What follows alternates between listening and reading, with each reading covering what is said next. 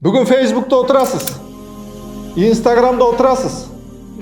Facebook'ыңыз менен Instagram'ыңыздың өткөрүп аткан сүрөттүн 90-95% чоочун аялдар, жылаңач аялдар, сиз көрүштүгүңүз арам болгон намахрам аялдар.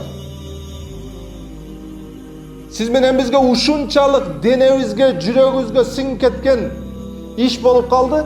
Эч бир жүрөк кыйналбастан, эч бир кыжалат болбостон аны көрүп, жакындатып көрүп, өткөрүп көрүп, кайталап көрүп отурасыз.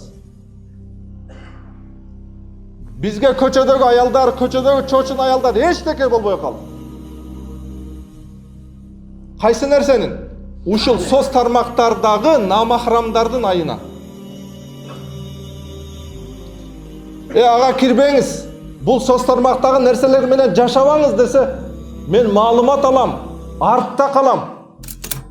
Мен элди артта калып атпаймынбы деп жооп берип калдык.